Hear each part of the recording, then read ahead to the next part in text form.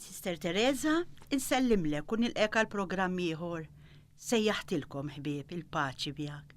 Nibdew billi nsejħu Trinità qaddisa fostna, fl-isem tal-Missier u tal-Iben u tal-Ispirtu Santu. Amen. Eżis semmi għallum Romina ma setax tkun magħna, imma offriet li tkun hawn Ivon, kif tafu ġvera hija volontira kollha ħeġġa, ilha hawnhekk magħkom minn filgħodu. L-għajnuna Talla dejjem kapaċi wkoll nitmakom tajjeb spiritualment. Nsellimlek Ivon u nirringrazzjak. Nsellimlek sister. Nsellem lilkom ukoll semmija tagħna. Nixtieq ngħidilkom biex it-telefonati li sa niftu minn hawn ftit ieħor ikunu dwar is-suġġett li nkunu qegħdin nittrattaw dwaru u anke min jixtieq iressaq xi ħsieb sabiħ jew xi kelma jew frażi li tkun laqtitu xi talba ta' tifħir jew ringrazzjament, dan tistgħu tagħmluh minn issa stess anki permezz ta' l-SMS fuq in-numru 7979 1023 7979 1023. Tistgħu wkoll tinkludu intenzjonijiet tagħkom ta' talb u tħallu x'all-aħħar biex anki ittuna ċans li nirrispondukom. Ekku issa semmija ninġabru biex nisimgħu talba lill-Ispirtu Santu fil-bidu ta' din il-lezzjo divina tagħna tal-lum. Ejja Spiritu Qaddis u imlini bil-qawwa tal-preżenza tiegħek. L-istess kif nhar Għid il-50 inti kont imlejt mill-ewwel insara. Ejni nbattal minn dak kollu li hemm ġewwa fija, mill-pjanijiet u mill-proġetti kollha li nagħmel għalija nnifsi u għall-oħrajn, għax bekk biss inkun nista' nilqa' aħjar il-kelma li sa tagħtini. Dawwa li moħħi biex nifhem il-messaġġ li għandek għalija u kebbis li qalbi biex inwettqu f'ħajti u f'dik ta' ħuti. Dan nitolbu għall-akbar glorja tiegħek. Amen.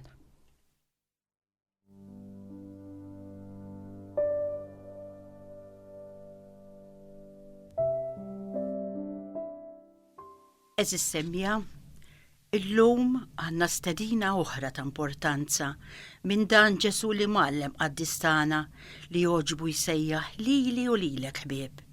Jixtieq jurina li fl-imħabba vera mhux jien li not imma liħor b'tali mod se jgħidilna li jien tkun ferħana dakinhar li inti tgħin li tissallab għall-ieħor.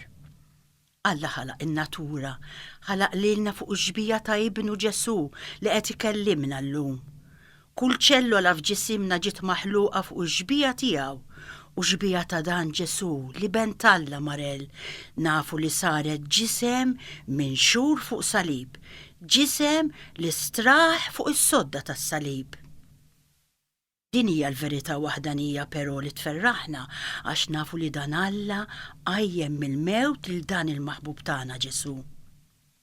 Tgħix b'din il-viżjoni ta' Kristu li ntaxar għalik u għalija fuq salib imma li issa Alla qajmu rebbieħ mill-mewt u qiegħed preżenti fostna u sajjenna biex flimkien miegħu nagħmlu llum din il-lezzjo divina tagħna hija aħbar ta' ferħ kontinwu.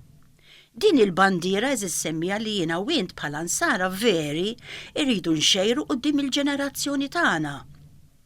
Mhux veru li jint ferħan meta int qiegħed fid-dnub, mhux veru li jint ferħan fl-egoiżmu tiegħek u lanqas mhu veru li tkun ferħan meta inti tippossedi kull ma tixtieq, le mhux veru. Tkun ferħan tfisser tirċievi l-Ispirtu ta' Ġesu Kristu, din l-imħabba li salbet għalik u għalija nafu imma li issa rebbieħa. U dan il-ferħ jiġi biss mis-sema. M'għandux għalfejn ikollna biża mill-mulej Ġesu Kristu li qiegħed preżenti fostna għax hu tajjeb ħafna, iħobbok lilek veru. Qatt ma jgħidlek kelma ta' disprezz, anzi dejjem jinkoraġġik u jekk forsi l-oħrajn iwarbuk, jaħsbu ħażin fuqek, jikkritikawk, Ġesu Kristu le u dejjem jgħidlek kuraġġ, jinsejjaħtlek ħabib, ħabiba, jiena nħobbok u nixtieqlek il-ġid. Ejjew naraw x'ġid ġdid jixtieqilna llum waqt li qed nagħmlu l-lezzjo divina flimkien miegħu. Kemm jixtieq il-mulej Ġesu eżis semmija jarana ninataw għall-oħrajn. Ejjew nisimgħu din l-istorja ċkejkna li se turina il-ferħ u r-rigal sabiħ li jkollna meta aħna ninataw ġenwinament biex inkunu ta' servizz għall-oħrajn mingħajr ma inqisu lilna nfusna.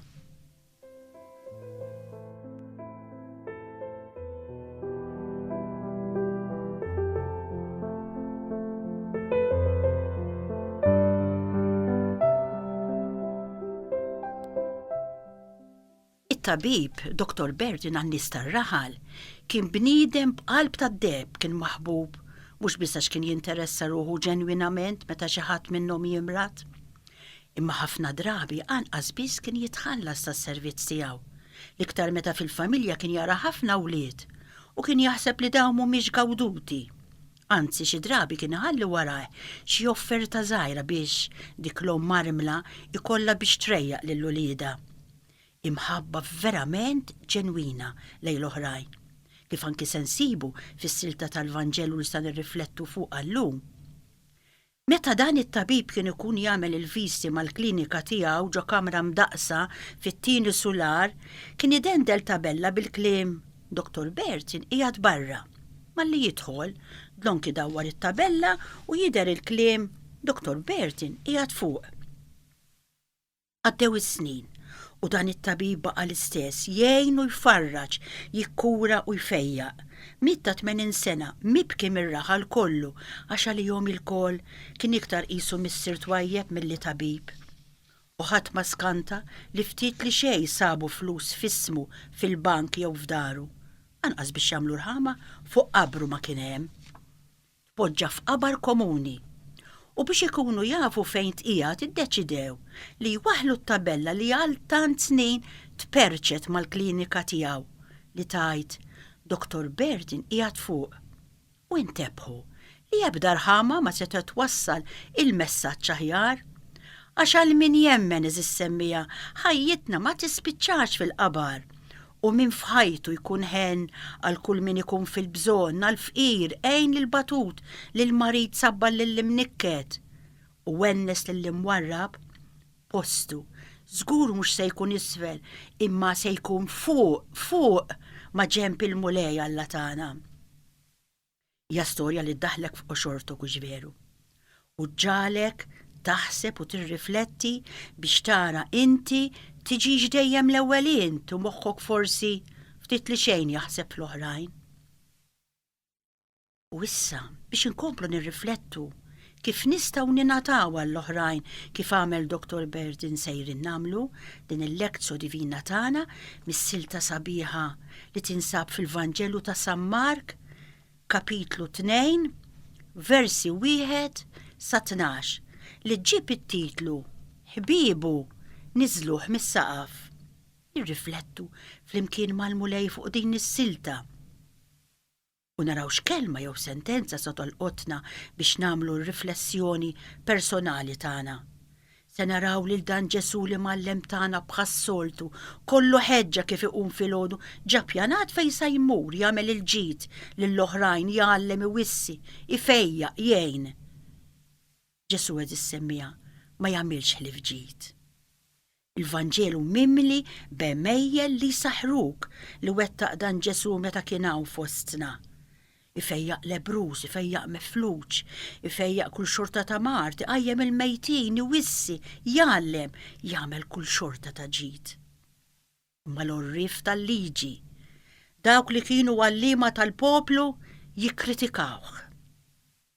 Jikkritikawh kontinwament tal-li kien qal il-mifluċ fis-silta li se nirriflettu fuq llum. Nubietek maħfura.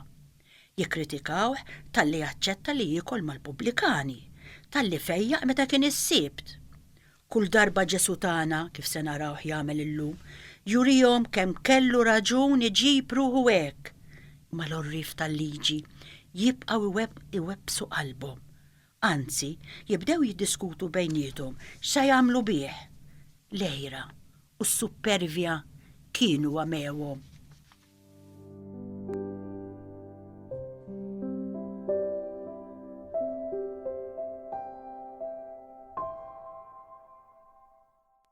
Simaw eżis semmija kursa l-Livon taqranna s-silta li sa nirriflettu fuqa waqt din il-lekso divina tagħna tal-lum. Meta Ġesu reġa' daħal Kafarnaum, in-nies semat li kien id-dar. Unġabru bosta hekk li ma kienx hemm fejn joqogħdu iżjed, anqas quddiem il-bib. U għati xandrilhom il-kelma u marru ħadulu quddiemu wieħed mifluġ, merfuħ minn 4 min-nies. Billi ma setawx jersqu saħdejh minħabba l-kotra, għalaw is-saqaf ta' fuqu, fetħu toqba u niżluh minna. Il-friex li fi kien fuqu l-mindut il-mifluġ. Meta ra l-fidi tagħhom, Ġesu qal lill-mifluġ: Ibni, nubietek maħfura. Mela kien hemm bil-qiegħda xi wħud mill-kittieba u f'qalbhom bdew jgħidu: Dan kif qiegħed jitkellem hekk? Dan qiegħed jidaj. Min jista' jaħfrilhom id-nubiet ħlief Alla biss. Malli Ġesu intabaħ fih innifsu x'kienu qegħdin jgħidu bejnhom u bejn ruħhom, qalilhom: Għaliex qegħdin taħsbu hekk f'qalbkom? X'inhu l-eħfef tgħid lill-mifluġ dnubietek maħfura? Jew tgħidlu qum u aqbad friexek u imxi. Mela biex tkunu tafu li bin il-bniedem għandu seta jaħfar id-nubiet fuq l-art, qal lill-mifluġ: Qum, qiegħed ngħidlek, aqbad friexek u mur lejn darek. Dak qam, qabad malaj friexu u ħareġ il-barra quddiem kulħadd. U kulħadd staġeb u bdew ifaħru lil Alla u jgħidu: Wejjeġ bħal dawn qatt ma rajnihom. Il-kelma tal-Mulej. Ifħir lilek, Kristu.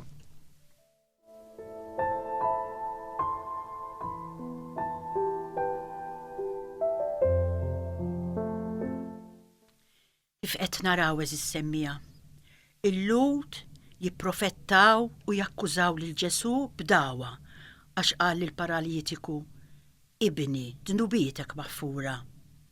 Qalu dan kif qiegħed jitkellem hekk, dan qiegħed jidaj, min jista' jaħfar id-dnubiet li falla biss. Kien ikollhom raġun kieku Ġesu kien sempliċement bniedem. Iżda huma ma ridux jemmnu li kien l-Emanuel, Alla magħna. Il-maħfra ta' dnub jopra ferm ikbar mill-fejqan tal-mart. Iżda, quddiem il-bnedmin, forsi anke qudiemi u qudiemek, huwa eħfef tajt: Qumu imxi, milli tajt lill-paralitiku dnubietek maħfura. Għaliex jekk il-marit jibqa' ma jiċċaqlaqx, kulħadd jintebaħ jekk għandekx seta jew parawli biss. Ġesu jaqra l-qlub u laqa l-isfida tal-Lud. Mela biex tkunu tafu li bejn il-bniedem għandu s-seta jaħfer id-dnubiet fuq l-art, qal lill-mifluġ: Qum qiegħed ngħidlek, aqbad friexek u mur lejn darek. Il-mifluġ qam kif smajna u telaq il-barra quddiem kulħadd. Dan il-miraklu huwa evidenza tas-seta ġudizzjarja ta' Kristu il-Qaddis tagħna u allura tad-divinità tiegħu. U fil-pjan etern tiegħu Alla ried iwassal il-proklama tal-maħfra lill-ġnus kollha. Kien ħadd il-għajt, il-Mulej Ġesu der lid-dixxipli miġmugħin flimkien u qalilhom: Islim għalikom. Kif il-missier batlili, hekk jien nibatlilkom kif qalek. Nefaħ fuqhom u qalilhom: Ħudu l-Ispirtu Santu. Dawk li taħfrulhom dnubietom ikunu maħfura u dawk li żommuhomlhom ikunu miżmuma. Dan il-kliem eżis semmija Kristu waqqaf is-sagrament tal-qrar u ta' is-seta ġudizzjarja lis-saċerdoti biex jaħfru id-dnubiet. Imma x'kienet il-missjoni fdata mill-Mulej lid-dixxipli u lis-suċċessuri tiegħu? Missjoni li jxandru f'ismu il-maħfra ta' dnubiet lill-ġnus kollha. Dan il-misteru tal-ħbiberija ma' Alla l-apostli u s-suċċessuri tagħhom jaqduh mhux biss billi jħabbru lill-bnedmin il-maħfra ta' Alla li Kristu tagħna kiseb għalina bil-merti tiegħu waqt li jistidnuhom għall-konverżjoni u għall-fidi, imma wkoll billi jagħtuhom il-maħfra ta' dnubiet permezz tal-magħmudija u permezz tar-rikonċiljazzjoni ma' Alla u mal-Knisja. Bis-seta tal-infietaħ li rċevew mingħand Kristu il-maħbub tagħna, il-Knisja irċeviet l-infietaħ tas-saltna tas-sema biex fiha jinħaffru id-dnubiet bis-saħħa tad-demm ta' dan il-Qaddiż tagħna Ġesu li hawn fostna llum u anki bil-ħidma tal-Ispirtu Santu.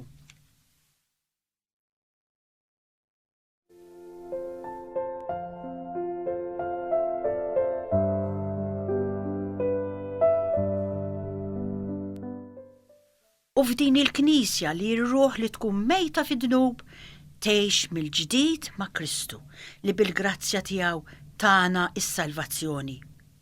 M'hemmx ħtija semmija kbira kemm kbira li l-Knisja m'għandix is-seta taħfer. Ma hemmx bniedem daqstant ħażin u ħati li ma għandux jittama u jkollu ċertezza li jista' jiġi maħfur sintendi sakemm is-soba tiegħu tkun tassew ħirġa mill-qalb.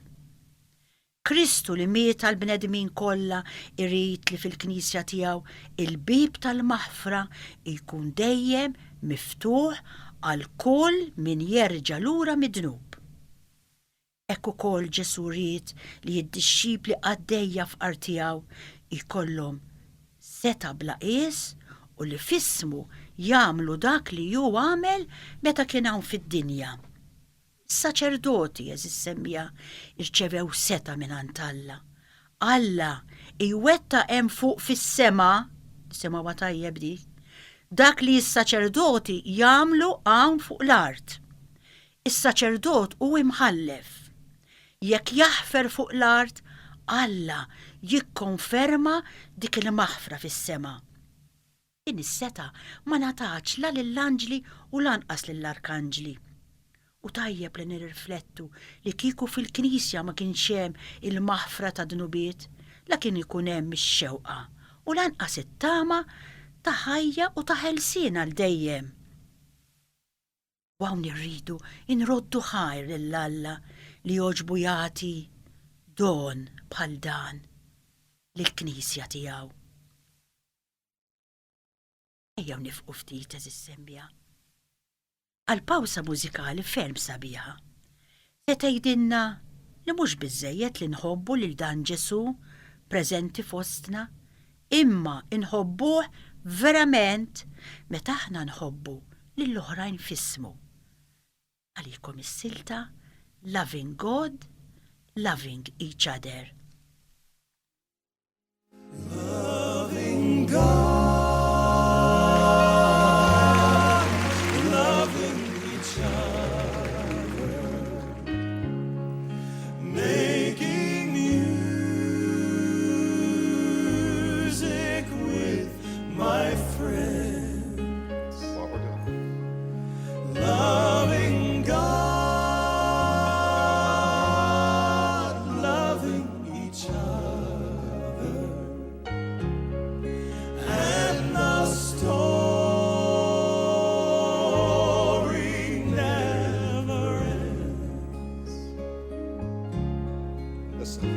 They pushed back from the table to listen to his words, his secret plan before he had to go. It's not complicated, don't need a lot of this is all you need to know. Sing with us. It's loving God, loving each other, Making music with my friends. making music with my friend.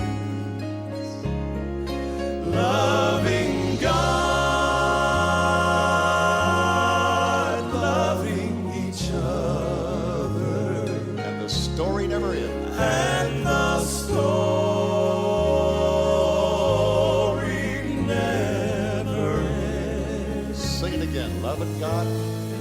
Loving God, loving each other, Making music. making music with my friends. Loving God,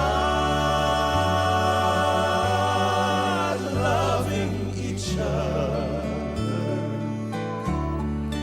and the story never ends. And the story never ends. No, the story never ends. No, the story never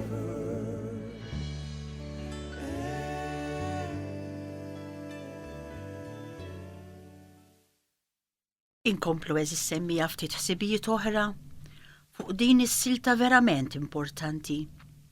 Ew nerġgħu nimmaġinaw ix-xena li qed jiddeskrivi San Mark. Raġel ipparalizzat jinġar mill-ħbieb eżis tiegħu lejn id-dar fejn Ġesu kien qed jippriedka. Ir-raġel jidher li kien kompletament bla saħħa u b'attitudni passiva. San Mark ma jgħidilniex jekk setax jitkellem jew jekk setax jitlob l-għajnuna lih innifsu, imma l-ħbib tiegħu araw min ikun irid jgħin tassew. Pattew għalih għax għamlu minn kollox biex isolvu l-problema li jgħaddu bih mill-folla Marell. Sabu soluzzjoni radikali, taqbu s-saqaf tad-dar u niżlu l-marit minnu. Ġesu jara fil-fidi tagħhom u l-qawwa tat-talba li kienu qegħdin jagħmlu. Imma qabel kollox, Ġesu rid jitratta problema aktar fil-fond eżis semmija, il-problema ta' dnub billi taħ il-maħfra. Imbagħad bħala sinjal li hu għandu l-awtorità li jaħfer id-dnubiet, dan Ġesu it-twajjeb tagħna jfejqu wkoll mill-paraliżi. Hekk propju jrid jagħmel Ġesu tagħna llum. Ifejjaq lili u lilek l-ewwel u fuq kollox eżis semmija mid-dnub, mill-ħażen tagħna. Fl-aħħar ta' din il-laqa Ġesu jirreferi għalih innifsu bħala bin Alla.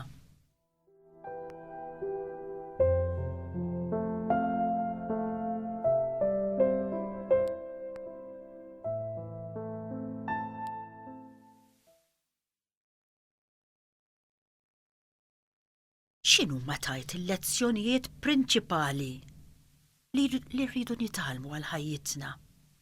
U biex ngħinek sa nsaqsik. Ġieli inti kellek mumenti li fihom ħassejtek bla saħħa, irrifletti ftit. Bla saħħa kif kien dak il-paralitiku li lanqas kont kapaċi titlob lil Alla jgħinek.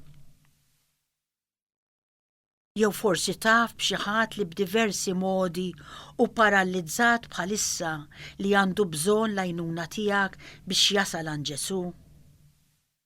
Kemm għandna bżonn eżis semmija ninterċedu u ngħinu lil min jinsab fil-bżonn, bħall-eżempju li tagħna Dr. Burton fl-istorja li smajna, bħall-eżempju wkoll li tawna dawn il-ħbieb eżis tal-paralitiku. Ejjew bil-ħerqa nitolbu lil Alla biex juri lili u lilek kif nistgħu ngħinu b'ġenerożità lil min ikun bżonna. Din il-parabola eżis semmija tkompli tallimna il-ferħ li ħaż Ġesu meta ra il-fidi ta' dawk l-irġiel li ġabu lil marit qudiemu. Kemm jifraħ bina dan Ġesu qaddis tagħna meta jarana kollna ħeġġa ngħinu lill-oħrajn.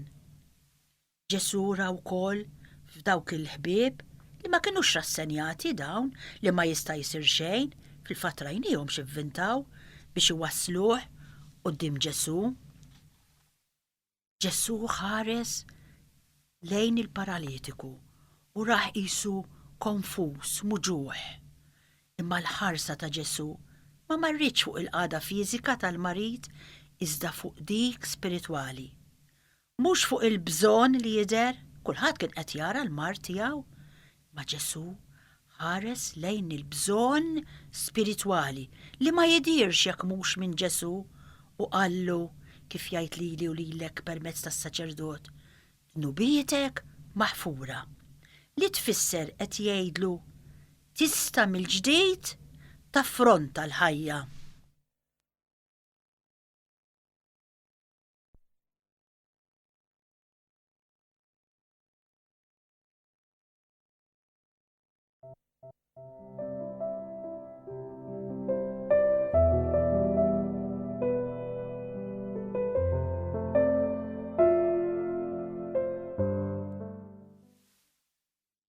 Eżis semmija, min taħsbu li hu l-paralitiku?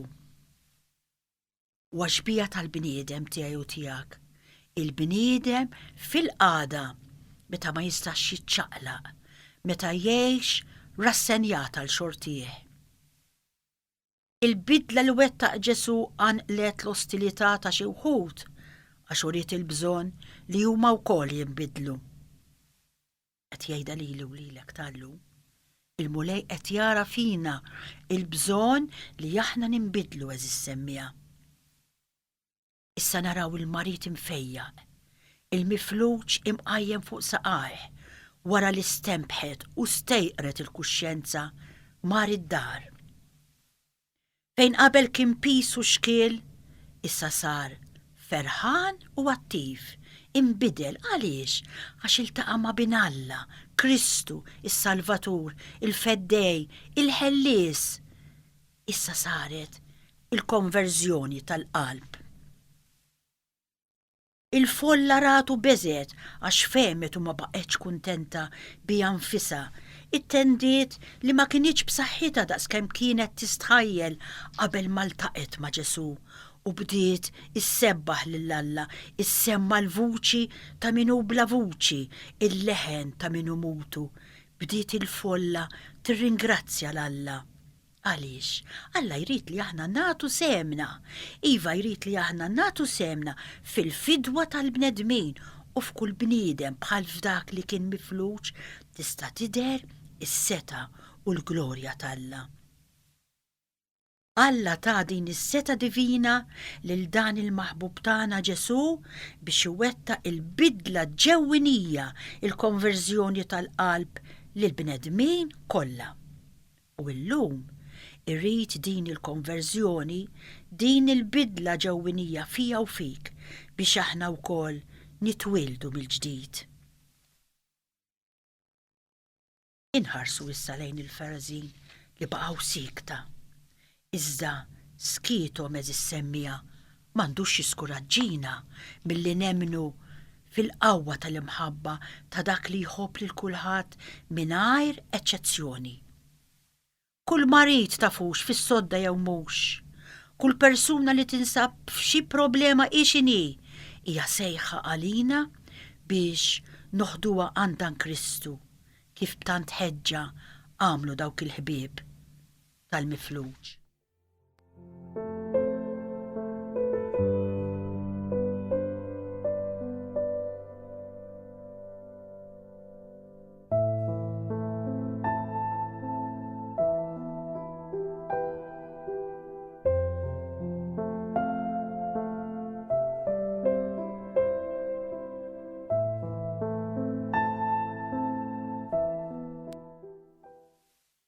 Eżis semmija, fil-ftit ħin li fadlinna nagħmlu attenzjoni għax inħoss li l-mulej jixtieq ukoll illum jagħmel enfasi biex jara l-idejat tagħna dwar id-dnub u x'inhu meta ngħidu Alla jaħfrinna. Għax disgrazzjatament qed jingħad li l-akbar dnub ta' żmienna huwa li qegħdin nitilfu is-sens ta' dnub u m'għadniex narawh kif ta' bilħaqu. Jekk ikollna idea żbaljata ta' dnub eżis semmija ma jistax ikollna idea tajba tal-maħfra Rajna li l-mulej f'din is-silta joffri l-ewwel lill-paralitiku il-fejqan mid-dnub taħ maħfra totali. X'inhuma l-idejat tagħna dwar id-dnub? Kif inħarsu lejh? Id-dnub kif jolqot lil min jagħmlu? Huwa Alla li jikkastiga lil midneb? Jew huwa l-midneb innifsu li jikkastiga lilu nnifsu?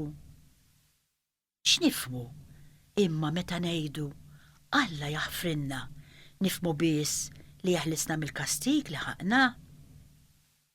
Kif għandna ngħixu eżis semmija il-maħfra li naqilgħu mingħand Alla? Nistgħu ngħidu li tul il-Bibbja kollha jilma l-kuntrast qawwi bejn l-imġiba tal-bniedem tiegħi u tiegħek u dik ta' Alla. Alla joħloq u l-bniedem ikisser. Alla jaqgħad u l-bniedem jifred. Min-naħa l-waħda l-bniedem huwa ngrat, egoist, kultant infidil lejn Alla. Min-naħa l-oħra Alla huwa kollu tieba, mħabba, fedeltà. Il-bniedem ifittex li jaħrab minn Alla, imma Alla x'jagħmel jibqa' jiġri warajh biex joffrilu l-maħfra u l-ħbiberija tiegħu kif rajna fis-silta sabiħa li fuqha qegħdin nirriflettu llum. Huwa quddiem l-imġiba tal-midneb li Alla jurina l-abbiż bla qies tal-ħniena u tal-maħfra tiegħu.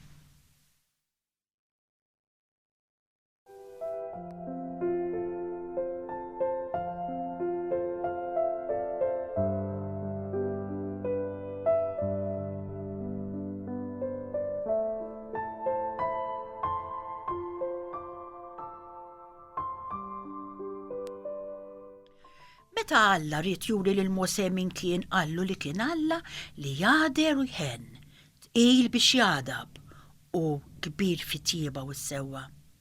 Biex li l-poplu jurih li huwa ma kienx bniedem bħalhom, iżda kien ta' bilħaq Alla u jħeġġu biex iħares lejn il-kobor bla tarf tal-imħabba u tal-ħniena tiegħu. Alla żissemmija jqis lilu nnifsu bħala raġel ta' qalb nobli li għalkemm aħna kultant nibdluh ma' oġġetti oħra. Jibqa' jħobbna b'tant għoża, xorta waħda jibqa' jfittixna u jistedinna biex jaħfrinna u jerġa' jilqana fi ħdanu. Alla ma jridx il-mewt ta' ħadd, irid iżda li l-midneb jindem u jgħix. Parti minn Salmi 103 sabiħ ferm li jolqotna ħafna semgħu se jgħidilna. Ħaninu twajjeb il-mulej dum biex jadab u kollu modrija, ma joqgħodx jitlewwem magħna u lanqas jinkorla. Ma jimxiex magħna skont ma ħaqhom ħtijietna, lanqas ma jħallasna skont ma ħaqna ħżunietna. Iżda l-akbar prova tal-ħniena u tal-maħfra ta' Alla min hu eżis semmija jekk mhux dan Ġesu ta' Nażaret il-Qaddiż tagħna li qiegħed ikellimna llum. Fih Alla jurina l-wiġġ veru, il-qalb vera tiegħu.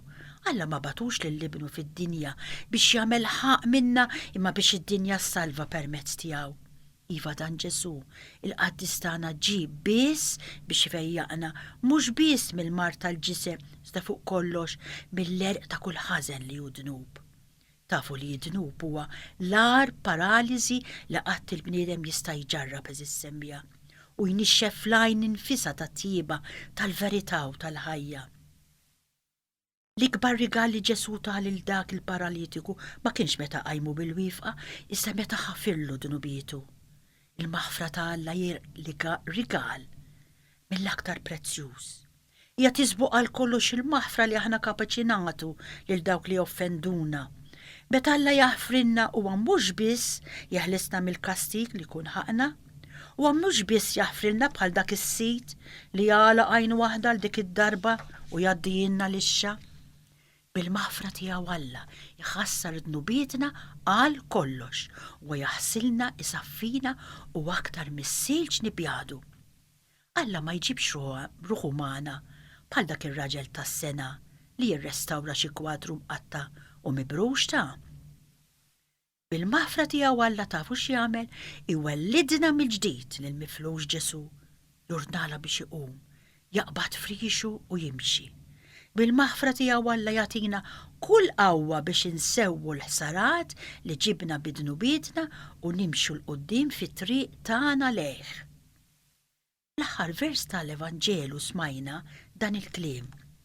Kulħadd staġeb u bdew ifaħru l-Alla u jgħidu, ħwejjeġ bħal dawn qatt ma rajnihom. Aħna wkoll semmija rridu napprezzaw id-don tal-mafra. Alla u kbir fil-ħnina tiegħu magħna u għalhekk kull darba li jaħfrinna għandna nfaħruh u nroddu ħajr għax hu kbir fil-ħnina. Il-ħnina tiegħu hija akbar minn kull ma għamel. Ejjew, induru semmi għaleh, fiduċja u ngħidulu mulej. Bħal miflux tal-Evanġelu bosta drabi neħtieġu l-fejqan, nafu, persważi li inti tista' tfejjaqna. Ejna però nagħmlu attenzjoni li qabel kull fejqan ieħor mill-mart tal-ġisem nitolbuk bil-ħeġġa il-fejqan mill-mart ta' dnub, mill-mart tar-ruħ.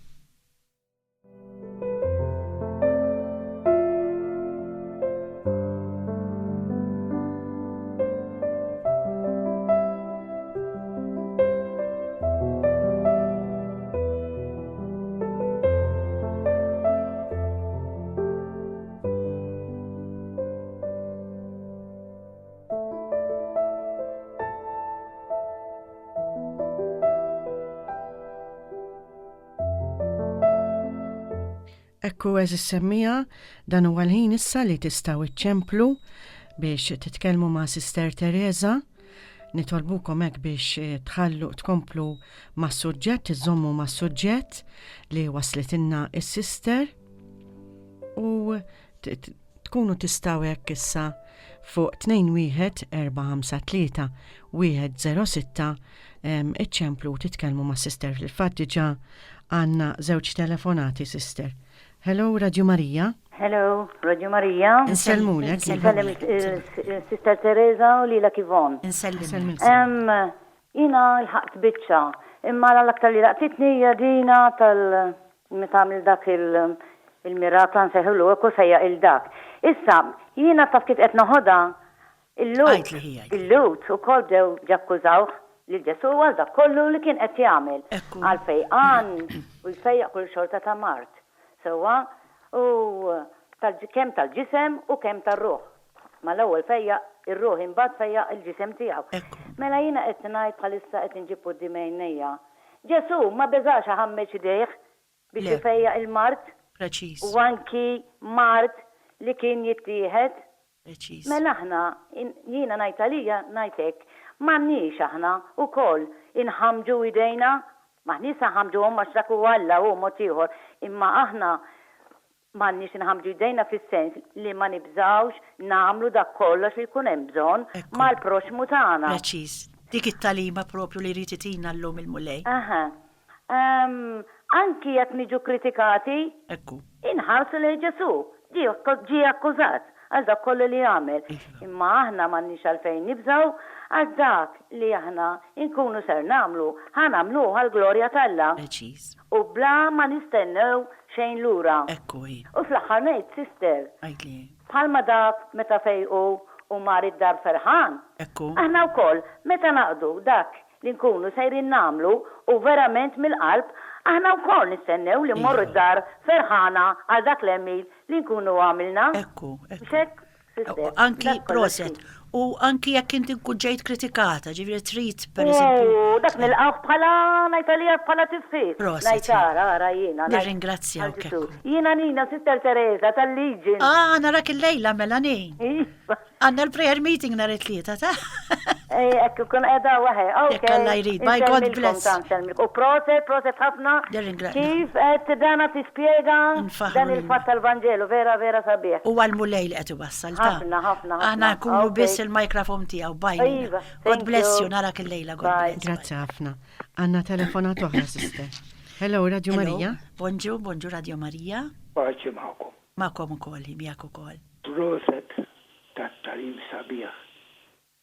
Teda diskors sabiħ jħreġ minn qalbkom. Grazzi ħin, ngassaw il-mulej dej. Kombintakom talent sabiħ u isda. Li tagħmlu kuraġġ. Iva hi. Laħat ieħor. Nippruvaw nagħmlu minn il-dnub ma jista' ma jinħasirx. Nes u lej il-murej. Kuraġġ. Iva hi. ċert l-mulej mux se jwarrabna. Le, għat. Il-bambi ma'kom Jak ukoll. u jtikom is-saħħa. U nirringrazzjawk tal-li kont magħna wkoll. Grazzi ħafna. Mulej birkek paċi miegħek. Jak ukoll. Grazzi ħafna. Għanna telefonat oħra, sister. Mela, bonġur, bonġur Radio Marija. Hello, Radio Marija. Bonġur, Hello. Iva. Aha. Jien li rek għallem, Iva, għajdinna, għed tisima. jina ċempil biex nirringrazzja l-Alla, il-qalb ta' Ġesu, il-birak tal-rizultat tajjeb tal-isptar, Nirringrazzjaw. u tal-grazzi li jaqlali ħafna, biex nirringrazzja l-Alla u nirringrazzja l-Madonna li titlob għalina u kol. Iva. U l-Spiritu Santu, u dejjem nitolbu ngħidu Spiritu Santu dawlatina, kun inti li tmexxina, Spiritu Santu qawwatana, titlaqnix u ibqa' magħna. Talba zabiħa. Nirringrazzjak, sister, nieħu pjaċir ħafna nisimak, għandkom programm sabiħ immens u minn ma jridx jitgħallem għax ma jridx, għax Radio Marija jgħalmek minn filgħodu sa filgħodu. Tuħu pjaċir tisma kull ma tisma, kull Iva, kollu, veru. Nirringrazzjaw il-mulej, taħi. Nirringrazzjak. Pero namlu ħafna mpen, xina din nishtiq najdek ma nishtiqx li namlu ħafna mpen jien nisma ħafna, per eżempju, jien Radio Marija ma nal-uqat, jekk imur fil-kamra tas sodda għandi. Le, mux ma nal-uqat, imma rrid ngħidlek jiena Le, mux għalik. talb. Le, jiena mux għalik qed najda, qed najda għas-semmija kollha. Plus jiena u aħna kollha li nkunu qegħdin inxandru li nisimgħu kemm trid. Imma jien irid nagħmel l-impenn u għalhekk nagħmlu l-impenn li tara x'kelma sa tolqtob dak li inti qiegħda Iva, tisma'. fil-fatt il-programmi nażilhom jiena li nkun sa nisma' l-iktar. Ngħidha ma nitilfu dal-programm. Imma t-talima li nixtieq nagħti mhux kemm nisma' kemm fil-ħajja tiegħi qed nagħmel imqar pasti kazajr.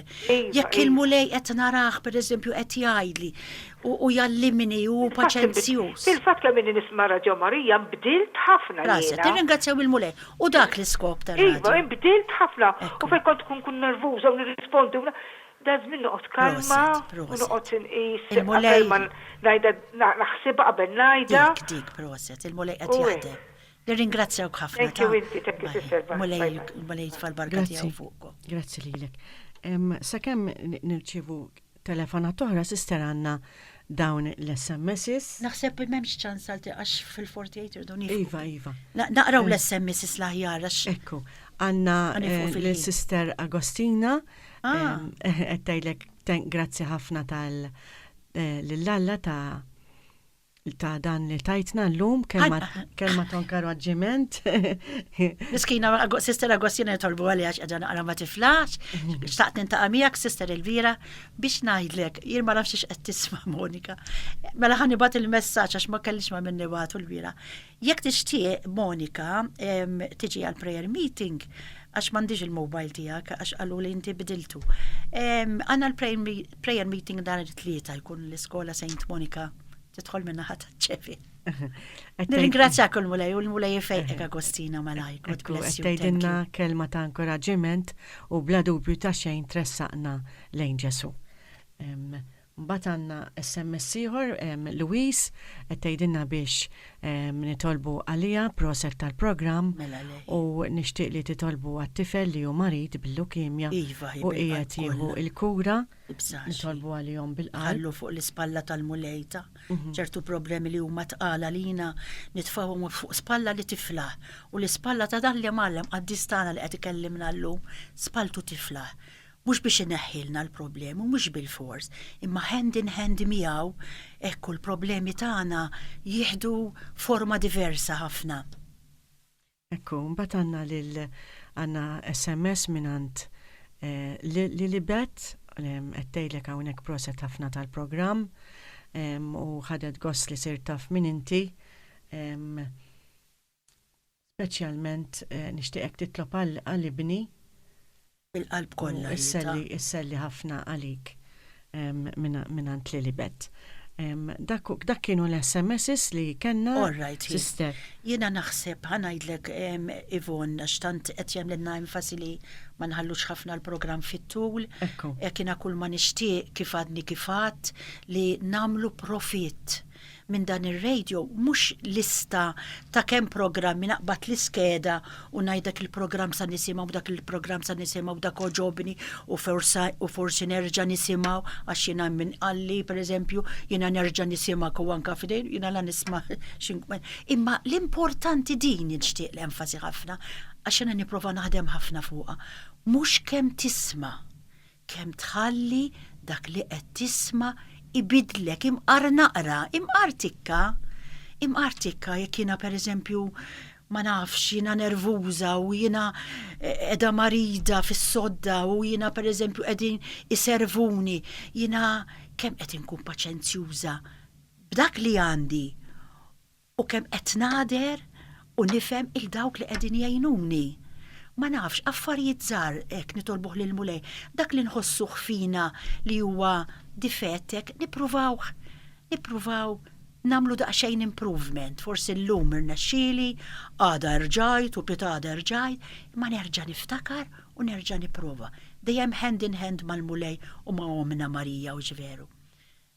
Ivon jiena naħseb li l-aħjar infakkarhom jew fadlilna f'xi ftit taħseb. Baqanna talba, sister. Baqanna talba, li ngħidu talba. Ma però jiena naħseb li 49. Jiena naħseb 49-50. Jiena naħseb hemm tikka ċans għal telefon ieħor. Però mhux fit-tul, please, biex mbagħad ngħidu talba u nispiċċaw. Baqa' ftitin għal żewġ telefonati oħra min jixtieq iċempel in-numru huwa 21 453 106 21453 106.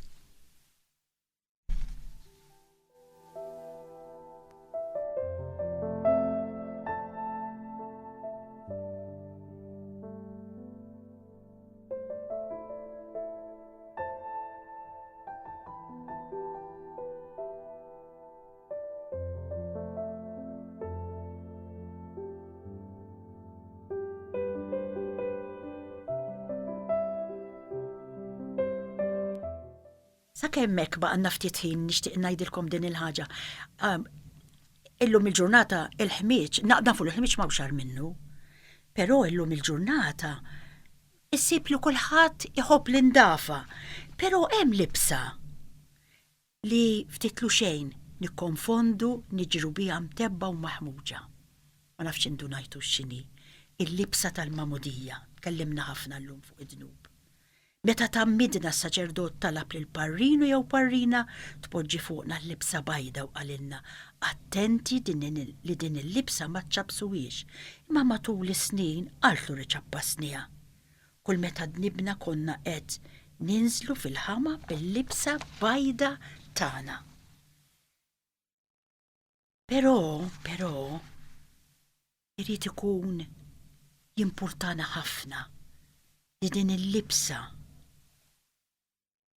nerġaw innatfuha, tagħna kull fakultà l-mulej kemm qalilna u nersqu lejn is-saċerdot mhux kif ħafna qegħdin jgħidu llum il-Knisja iva l-Alla nħobbu u ma nersqux. Ġesu ma jridx li aħna nibqgħu bidnub u ma niskantawx li din hija kundizzjoni tagħna li ħafna drabi ekku ma mmorrux prontament u innatfu din il-libsa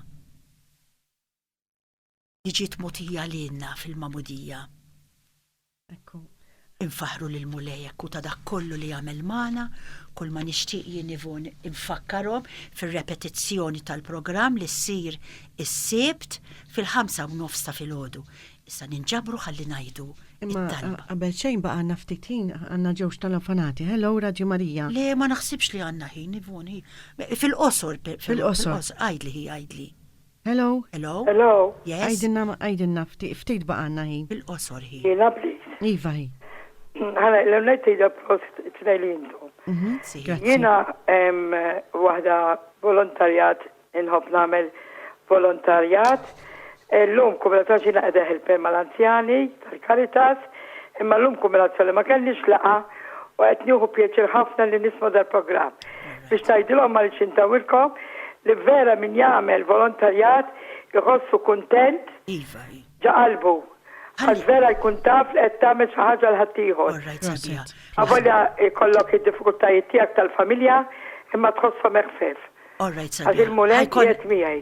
Okay? Okay. Nirringrazzjak prosit. All right. Grazzi Bye. lilek, grazzi Bye, ħafna. bye. Kem, Hello, l-aħħar waħda sister. Iva ma malajra Hello. il-ħin qed isir. Hello, għanna fuq il-ċat fuq il-linja? Naħseb qataw tibżax. Naħseb qataw, okay. Il-ħin fakkarni julom ninġabru eżis semmija biex najdu l-aħħar talba għala ringrazzjament il-mulejta da kollu li għamel mana tul din il-lezzjo divina. Inrodlok ħajmu lej Ġesu tal-kelma tijak li mhux biss tajta lid disċipli 2000 senilu imma li llum ukoll tajta anka lili. Għatini l-Ispirtu Qaddis tiegħek sabiex bil-qawwa tiegħek ngħix kuljum fid-dawl tagħha u sabiex bl-imħabba inwassala lill-oħrajn. Dan nitolbuhom lok bl-interċessjoni ta' ommok u ommi Marija li kienet l-ewwel waħda li laqata f'qalba u f'ħajjita. Għal-glorja tal-Missier li miegħek jgħixu l-Saltan flimkien mal-Ispirtu Santu. Amen. Kujjena eżis semmija flimkien ma' Von inselmulkom u nirringrazzjawkom li kontu mana għal dan il-programm. Il-paċi ma'kom. Il-paċi ma'kom. Paċi miegħek Von. Miegħek ukoll, sister, grazzi. Grazzi lilek.